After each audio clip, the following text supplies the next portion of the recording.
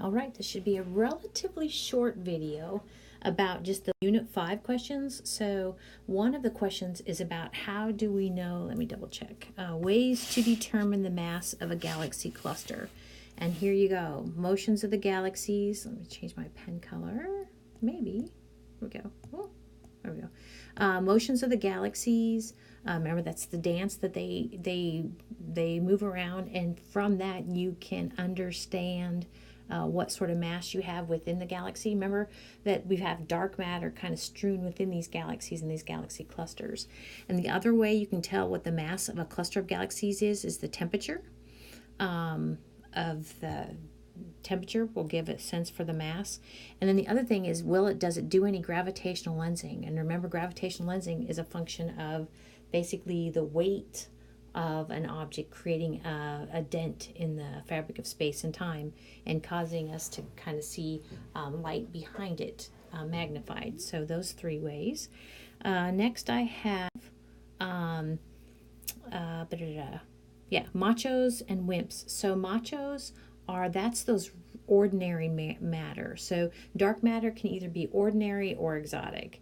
And ordinary matter would be those machos, which stands for massive, compact, halo objects. Machos. Then the other one are WIMPs, and WIMP stands for weakly interacting massive particles. Now, WIMPs are kind of the mystery particle, but we really think that based upon as much dark matters out there that it can't all just be machos. We're probably talking about some sort of WIMPs. And then the last part we covered in Unit 5, I have down major eras following the Big Bang. So I don't know, these are different eras. We have the Planck era, the Gut era, the electroweak era, and these are all defined by forces. And notice that these are like just fractions of a part of a second after the Big Bang. Then after that, we have eras following that are governed by particles.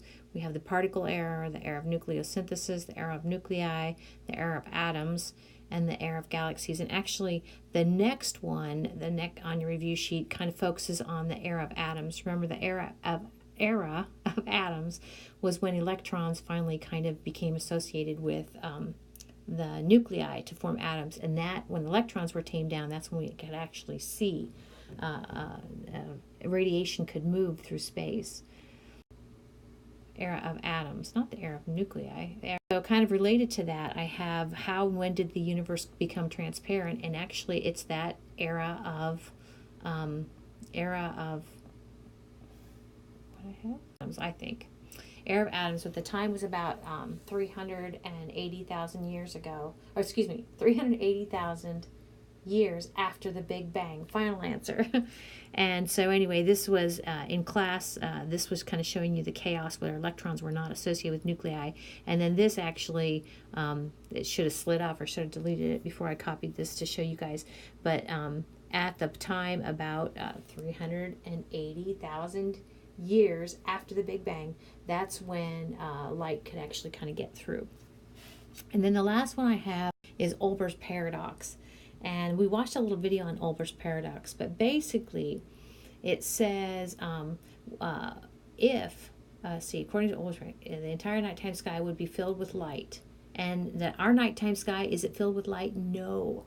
And so it would be filled with light if the universe were infinite, and if the universe was unchanging, and if the universe was the same everywhere. And so the fact that it's not filled with light, our nighttime skies anyway, that must mean that the universe is finite. So the universe is finite, the universe is changing instead of unchanging, and the universe is not homogeneous. So that's kind of a nutshell Olber's paradox.